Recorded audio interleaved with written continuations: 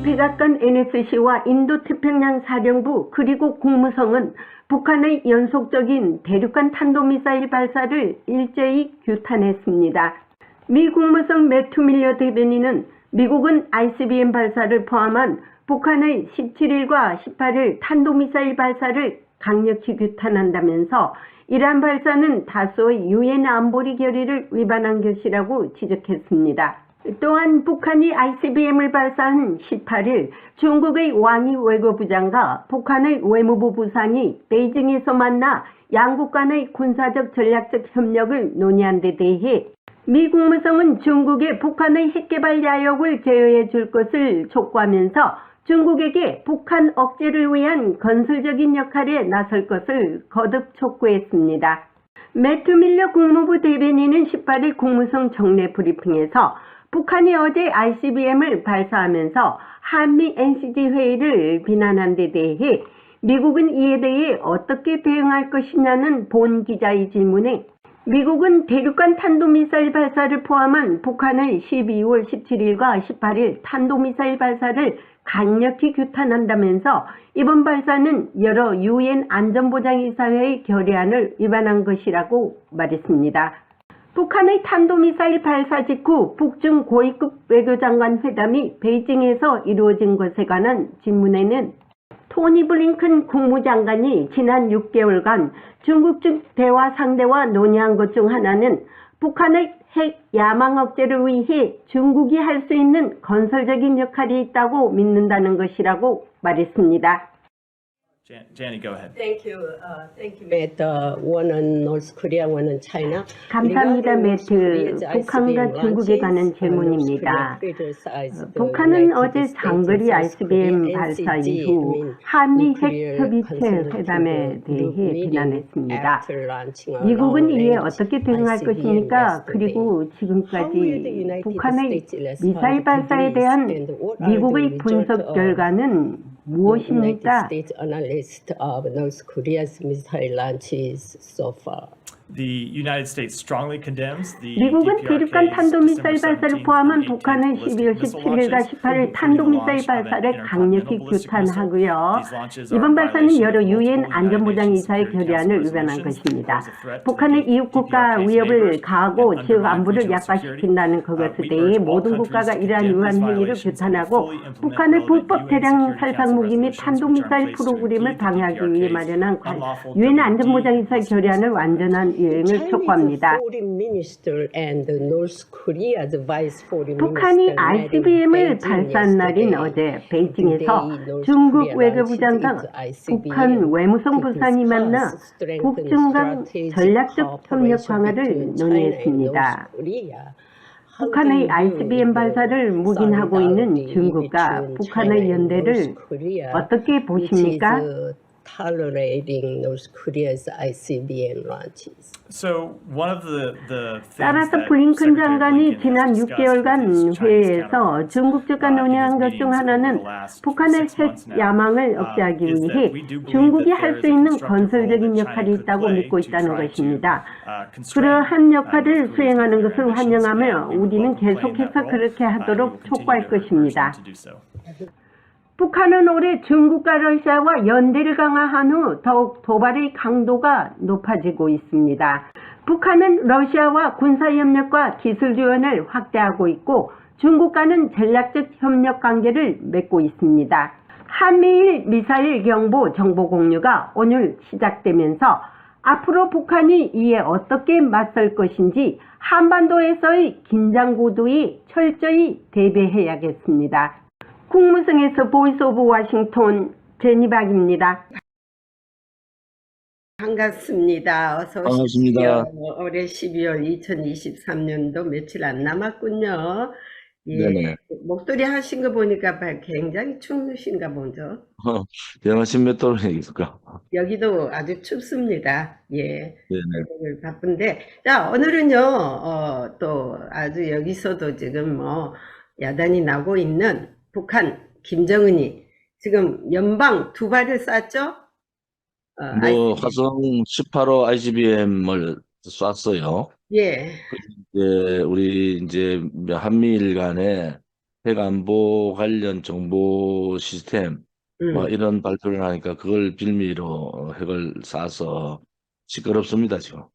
자, 그래서 제가 이미 그 지난 주말에 그 미 국방부의 한미일 정보 경보 아니 미사일 정보 경보 그 공유에 대해서 물었습니다. 네. 그래서 올해 안에 가동이 된다고 그러는데 이미 가동이 됐더라고요.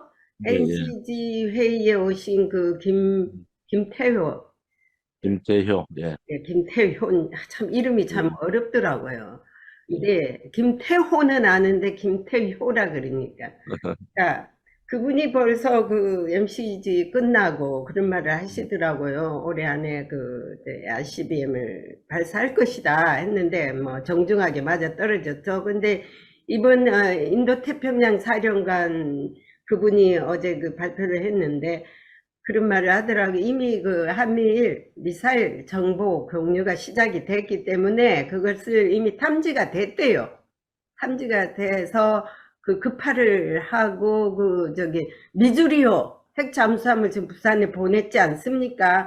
그것도 다 이미 그 저 북한에 탐지된 것을 다 염두에 두고 그렇게 움직인 것 같아요. 자, 그러면 오늘 이제 국무성에도 제가 질문을 했는데 이따가 나갈 건데 그 보도가 이미 나갈 수도 있는데 국무성도 규탄을 하고 백악관 NSC도 규탄을 했는데 자, 이 상황에서 18일 날 북한의 그 외무상 부상하고 왕이 중국 외교부장이 베이징에서 만났습니다. 이거는 어떤 의미라고 볼 수 있습니까?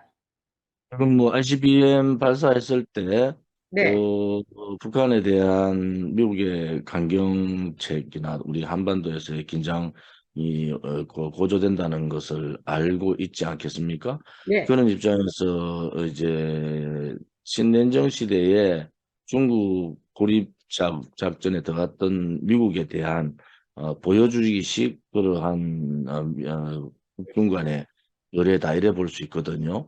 그래서 북한 중국의 문제는 이제는 뭐 중국도 이 신냉전 시대에서 북한을 이용하고 북한도 중국 러시아를 이용하는 그런 단계로 들어갔다. 그렇죠.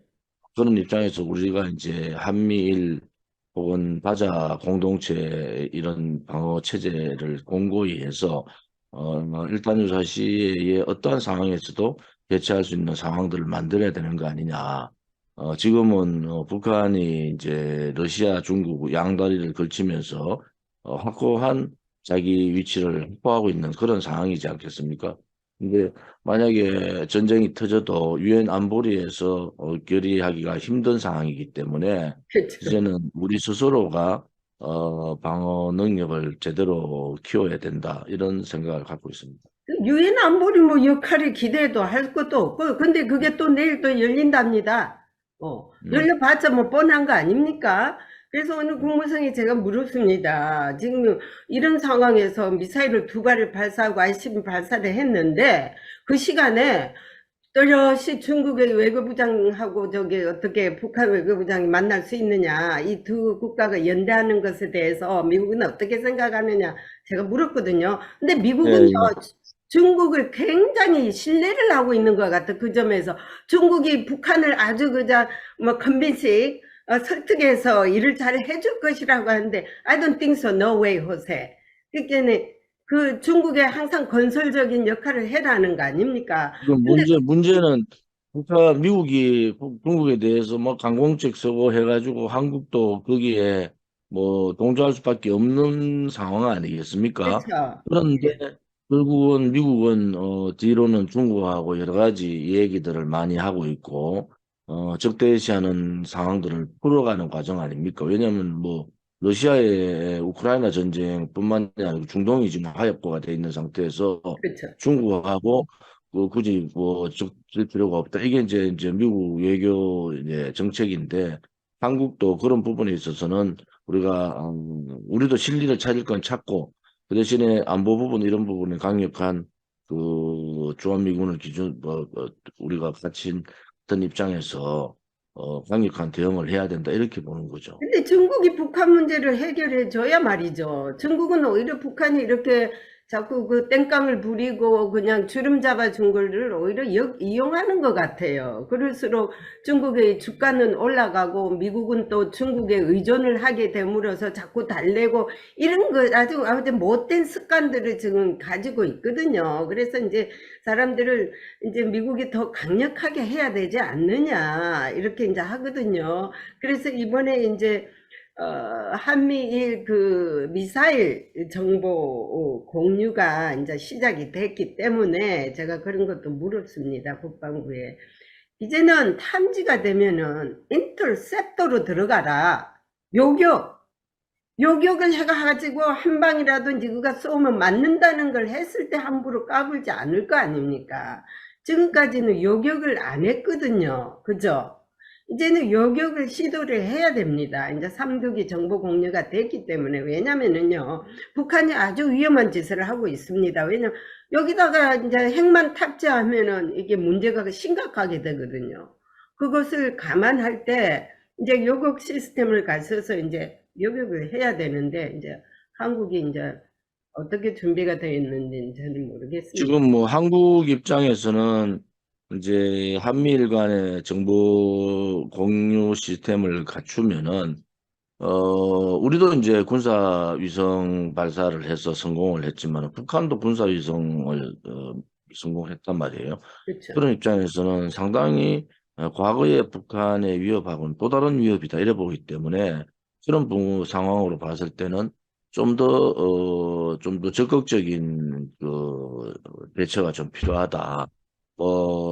미국, 일본과 협의를 해서 이제 북한이 ICBM에 대한 미사일을 쏘면은 우리는 그 ICBM에 대한 미사일에 대한 요격을 하겠다. 그렇죠. 왜냐하면은 언제 핵을 탑재해서 언제 쏠지도 모르잖아요. 그렇죠. 그런 어떤 명분을 좀 갖춰가지고 네. 몇 번 경고를 하고 또 이런 절차가 있겠죠. 그런 절차적으로 밟아가지고 그런 모습들을 좀 보일 필요가 있다. 뭐 그런 생각을 갖고 있습니다. 저도.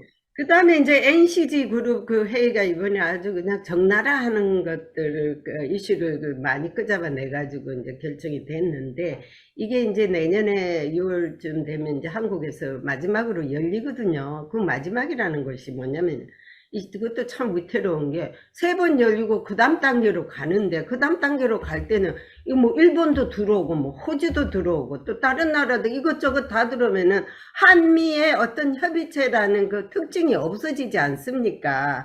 일본은 이미 5만 땐만 협의체가 엄청 많아요. 일본이 들어있는. 일본이 여기저기 다 끼어 있어요. 코드에도 지금 한국이 못 들어가고 있는데 코드는 왜 어떻게 한국이 지금 안 들어가는 겁니까? 못 들어가는 겁니까? 어떻게 우리 공화당 입장에서는 다자 방어 체제, 지금 미국, 일본, 호주 또 네. 이제 이렇게 인도 이래가지고 코드 시스템을 갖고 있잖아요. 네. 우리는 이제 뉴질랜드, 대한민국 이렇게 J 코드에 빨리 들어가야 된다. 왜냐하면 이게 중국이 그 러시아하고 이제 북한하고 이런 북한이 양 국가를 등에 업고 지금 미사일도 쏘고 나쁜 짓을 계속 해 나갈 텐데 지금 상황에서 그냥 뭐 우리 독자적으로 미국만 믿고 방어 체제를 갖춰간다 이것도 안 맞는 얘기잖아요. 그렇죠. NCD 문제도 우리가 지난번에 일본이 들어오는 부분에 대해서는 한미 간에 긴밀하게 이 그렇죠. 한반도의 문제는 한미 간에 풀어야 될 문제다. 그런데 일본이 뭐 아베나 기시다나 그런 NCD 문제에 대해서 지속적으로 자기들이 들어오려고 계속 하고 있지 않습니까? 이게 이제 사실은 쿼드가 아닌 한반도 핵 문제만 가지고 이제 일본도 들어오고 호주도 들어오고 뉴질랜드도 들어오는 뭐 이런 상황이 됐기 때문에 한국과 이제 미국 간의 긴밀한 그런 군사 정보 교류 혹은 그런 대응이 좀 힘들어졌다. 이제 결국은 그래 되면은 우리가 J 코드를 통해서 코드 지역 방어 체제에 아예 들어가버리는 게 낫지 않느냐. 그래서 네. 지역 방어 체제에 들어가지 않는 것은 중국의 눈치를 보는 거거든요, 사실은. 그런데 지금 이런 상황에서 중국이 노골적으로 북한 입장을 견지해주고 북한을 도와주는 그런 입장에서는 우리도 나름대로 방법을 찾아서 그러한 대응 지역 방어 체제에 J-코드에 들어가야 된다 이렇게 봅니다. 맞습니다. 한국도 지금 도전적으로 나와야 돼요. 지금 이 판국에 이 눈치 저 눈치 보다가는 안 됩니다. 왜냐면은요. 이제 유엔 JSC인가 그 판문점 거기에도 다 이제 권총을 차도록 했더라고요. 예. 그렇게 되면은 지금요, 이 전문가들은 내년이 상당히 위기라고 봅니다. 내년은 지금 한국의 총선도 있고요. 미국의 지금 대통령 선거도 있고, 뭐, 여러 가지가 맞물려 있기 때문에, 김정은이가 지금 신이 났어요. 김정은이가 어떤 형태로든 도발을 할 거라고요. 왜냐면은, 김정은이가 지금, 러시아하고 중국하고, 그러니까 예전 같지 않은 상당히 삼국의 동맹이 아니라 혈맹 관계처럼 지금 움직이고 있기 때문에 걔들은 그런 백을 믿고 분명히 김정은이는 어떤 형태로든 국지전 정도의 그 어떤 그런 위험한 장난을 할 수 있다라고 지금 나오거든요. 그래서 일단 한국도 상당히 긴장을 해야 되겠고, 문제는요, 한국의 야당들이요, 상당히 저는 안 된 게, 김정은이를 한 번도 규탄하지 않고 있거든요, 지금요. 이 규탄은요, 엉뚱한 데서 하고 있어요. 미국인 지금 전부 강력 규탄한다고 나오고 지금 난리가 네 성명서가 한두 군데에서 나온 게 아닙니다. 근데 한국의 그 국회라는 곳에는 규탄 성명 하나 없어요, 어떻게? 맨날 그러니까 정치, 이제 좌파들이 김대중, 노무현, 문재인을 거치면서 친북 행각들을 계속 하고 있는 것은 이것은 반역행위죠. 또 하나는 뭐 국내적으로 윤석열 대통령에서 비판할 수 있죠, 야당이. 그렇죠. 단지 이 안보 부분에 있어서는 북한이 ICBM을 쏜다든지 뭐 여러 가지 군사 위성을 띄워가지고 도발적인 행위를 하면은 뭐 당연하게 거기에 대한 강력한 그렇죠. 제재, 강력한 비판을 하는 게 맞죠. 그런데 그게 문재인 정권의 그 청와대에 있었던 그 주사파들의 위력을 받지 않습니까? 결국은 그 민주당도 그 운동권 386 운동권 지금은 뭐 586, 686까지 가는데 이 운동권 세력들이 그 아직도 민주당의 주축 세력으로 있다. 이번 총선을 통해서 이 주사파 운동권 세력들의 퇴출을 하지 않으면은 한국은 막 안보 문제도 전혀 국민의 정서와 동떨어진 얘기를 한단 말이에요. 북한에 뭐 굴종하고 문재인 같이 하지 않으면은 봐라 북한이 군사 유성도 쏘고 북한이 이제 좀 더더욱 더 군사적인 압박이 있는 거 아니냐 이런 식의 논리를 가지고 자꾸 얘기하니까 그것은 대단히 잘못된 거다. 자국의 그 국민들의 안전 문제라든지 이런 것이 위태로운 그런 상황에서도 입당도 있는 민주당은 철저하게 국민들이 이번 총선을 통해서 586 운동권 세력들, 부패하고 무능한 이러한 운동권 세력들의 퇴출을 해야지 민주당도 안보 문제에 있어서도 좀 그렇죠. 더 적극적인 국민들의 불안을 들어주지 않겠느냐. 뭐 송영길이 이제 구속이 돼가지고 감옥 갔지만은 송영길을 중심으로 한 586 운동권 세력들의 퇴출이 이번 그 총선의 그 정의고 이번 총선의 성공을 이끌 수 있다. 저는 그래 보거든요. 근데 민주당이 지금도 뭐 이재명이라는 사람은 자기의 사법 리스크가 있으니까 운동권을 퇴출할 생각이 없는 거예요. 축을 이루고 있는 운동권들하고 손잡고 야합해가지고 자기의 이재명의 민주당을 공고히 하겠다. 사당화하는데 운동권들하고 거래를 하고 있는 거예요. 왜냐하면 운동권들한테 공천을 주면서 자기를 비토하지 못하게 하는 그러한 야합적인 행동들을 하고 있지 않습니까? 그것은 국민들이 이제 심판을 할 때가 됐다. 저는 그래 보거든요. 뭐가 잘못됐는지요. 지금 한국이 제가 볼 때 너무 무서운 게, 뭔 놈이 한 사람 가지고 그 사람이 뭐가 될 거니 안 될 거니 이거 가지고 움직이는 언론도 아주 웃기는 거고요. 지금 나라가 이 모양 이 꼴리다가 어떻게 돌아갈지 모르는데 내가 너무 한심스러운 게 뭐냐면요. 한국에는요, 이 군을 갖다가 아주 그냥 너무 사기를 죽여요. 미국하고는 너무 미국은 군대라는 것을 굉장히 프라우드해요. 군이라는 것은 안보의 최전선에 있는 게 군인입니다. 그럼 군인의 사기를 그렇게 막 깎아내리고 막 죽일 듯 이러면 안 되죠. 그러면 한국에 있는 민주당 야당 이제 그 국민의힘당 물론 이제 생각의 차이가 있기 때문에 당이 다 틀리겠지만은요. 적어도 안보 문제는 같아야 되지 않습니까? 아니 그리고 김정은이를 왜 추종합니까? 김정은이를 왜? 그러니까 저는 이제 그 왜 정치 그런 당이 있어야 군인들, 돼요? 정치 군인들의 문제도 심각하다고 보지만은 이제 문재인 정권 때 청와대 행정관이 국방부 앞에 가서 콜하니까 장군들이 쭉 나와가지고 한다는 거 아닙니까? 그다음에 그런 부분에 있어서는 어떠한 정권이라도 군은 대한민국의 최후의 안보 국방의 보루다.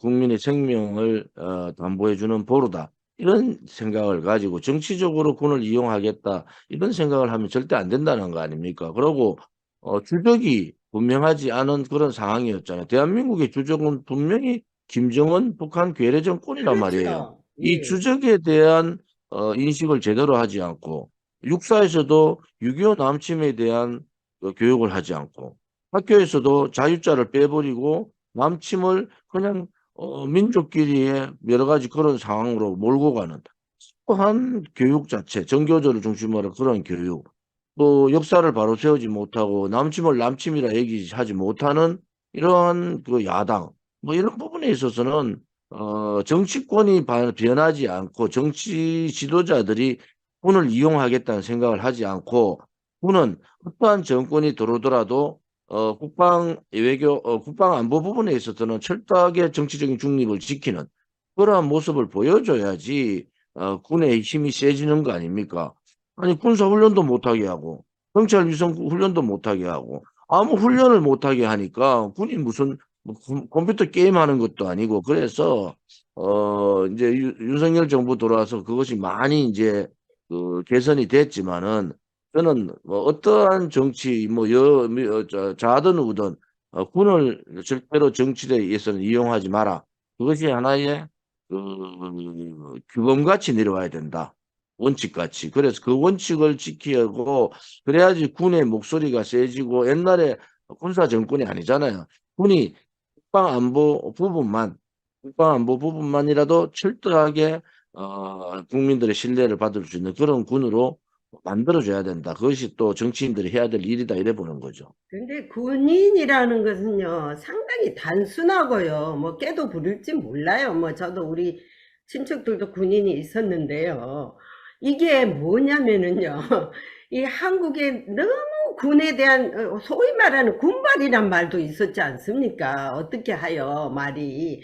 자, 그러면요, 민주화를 한다는 김대중 시절에, 뭐, 김대중이가 뭔 민주화를 했습니까? 민주화를 그냥, 민주화라는 그 단어를 이용해 갖고 나라가 더 발전해야 될 경제적으로 발전해야 될 그 시기를 더 잃어버린 거 아닙니까? 솔직히 말해서 무슨 놈의 군이 나와가지고 질서 정연하게 했던 게 박정희 대통령 5.16 혁명이고요. 성경한 혁명이고요. 오직 했으면 군이 나왔겠습니까? 내가 군을 편드는 게 아니지만은 그 시절에는 다 잘 먹고 잘 살았대요. 우리 어머니들 말 들어보면요.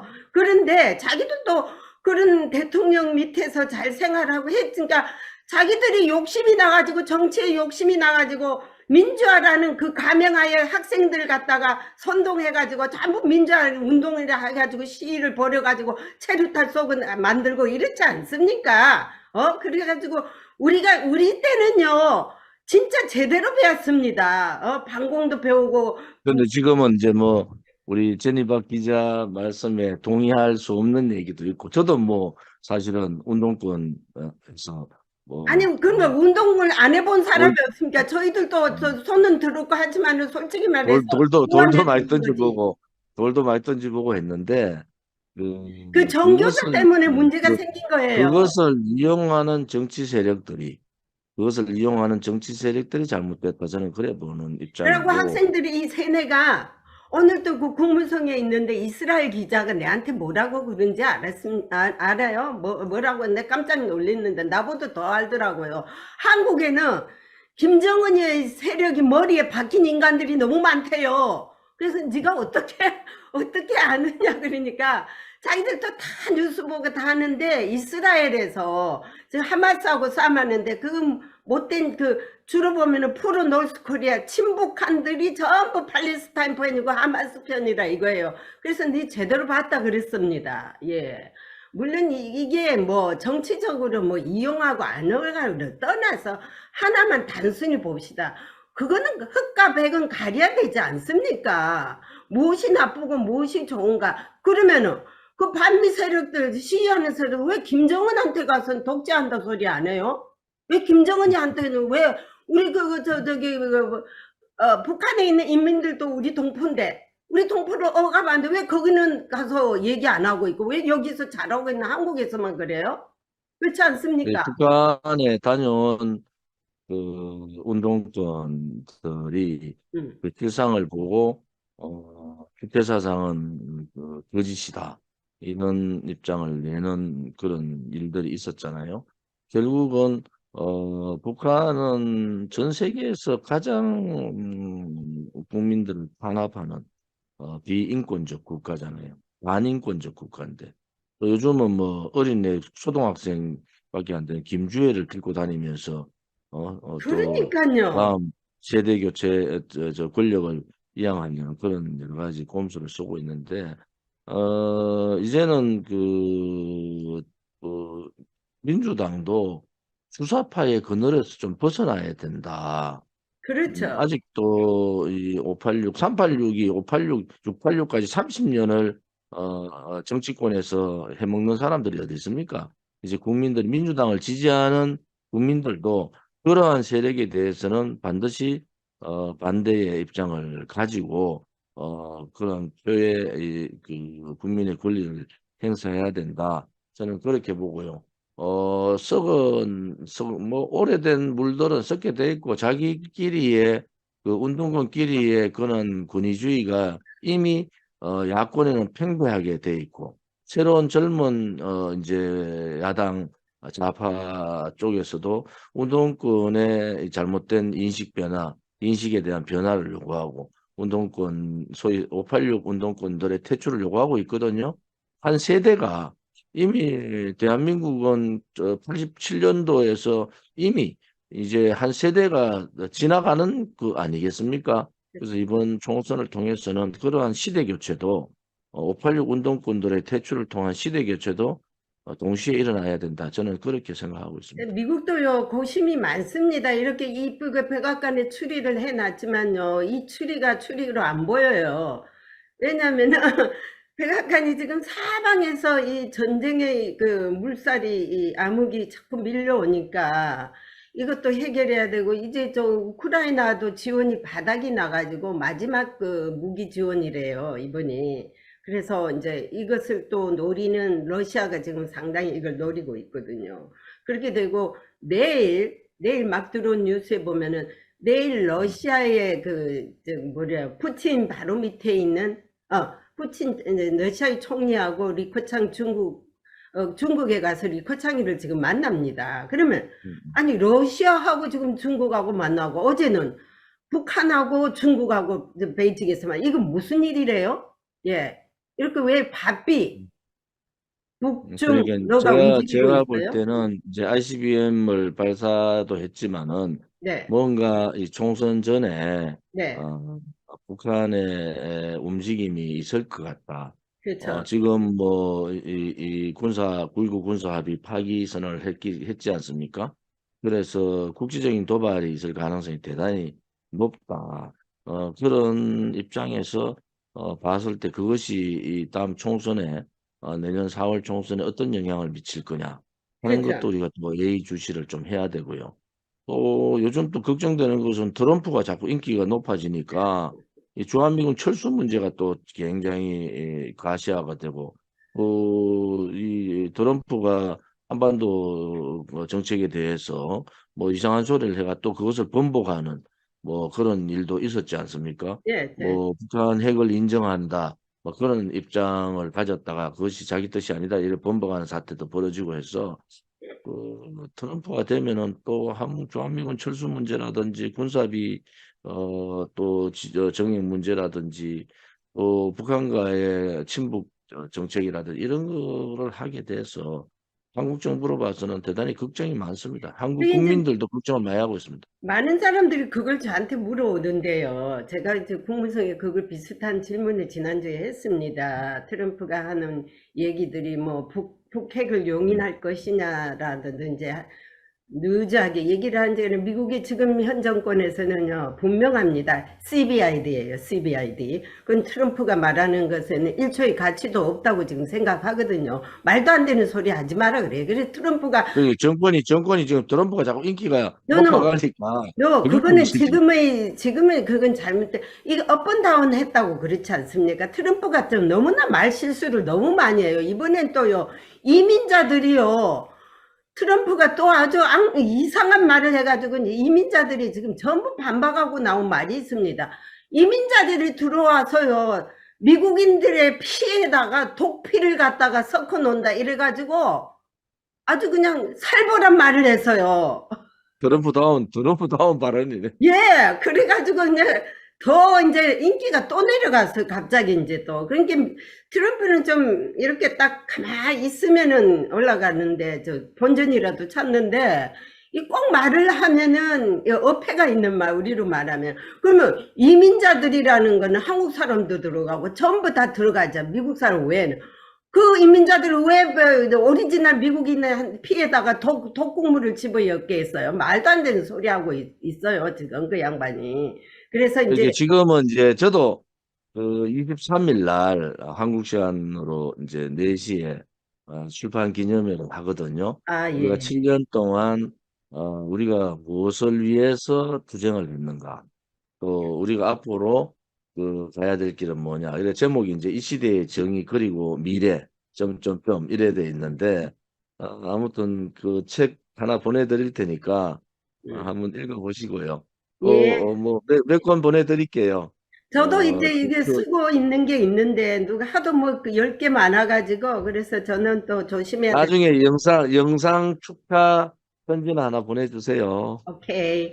그 다음에 이제 마지막으로 이제 우리 미국이 지금 북한에 대한 규탄 성명을 국회나 뭐 NSC 여러 군데서 내지만은요, 한국도 이거 하나 언론에서 낸 게 없더라고요. 그러니까는 국민의힘도 좋고 민주당도 좋은데 그 국회의원들이 안보에 관해서는 하나가 되라 이거죠. 하나가. 그 규탄 성명 그게 뭐가 어렵습니까? 예? 우리 공화당 입장은 뭐 분명하니까 우리가 국회에 들어가서 그것을 주도해서 국방 안보 부분만큼은 정치권이 개입하지 않는 독립적인 그러한 국방 안보, 또 좌우를 떠나서 안보 부분에 있어서는 하나의 목소리를 낼 수 있는 그런 분위기를 만들어 가야죠. 그렇죠. 송영길이 구속 잘 됐고요. 다음 타자는 이재명인데요. 이 인간들은 무조건 잘못해놓고 전부 뭐 정치적이라고 그러고 뭐 검찰이 잘못해. 아니 검찰이 할 일 없어서 저거 하나도 잘못하지 않았는데 검찰이 소환하고 구속하겠습니까? 말도 안 되는 소리 하고들 있더라고요. 그래서 우리 한국 국민들 좀 정신 차렸으면 좋겠어요. 좀 올바로 좀 공부 좀 해가지고 무엇이 옳은지 무엇이 그른지 이런 것 좀 잘 파악해가지고 이번 선거에도 참 진짜 참 누구 말 맞다나 한국 국민을 위해서 누가 일을 해야 된다는 것을 좀 깨닫고 찍었으면 좋겠습니다. 오늘은 여기까지 하겠습니다. 예. 감사합니다. 예. 이제 추위가 막 많이 오니까 건강 잘 챙기시고요. 네. 25일이 저희들 월요일인데 뭐 아무튼 그 주에 우리가 수요일 날 하는 거니까 네. 이제 또 뵙도록 하겠습니다. 네.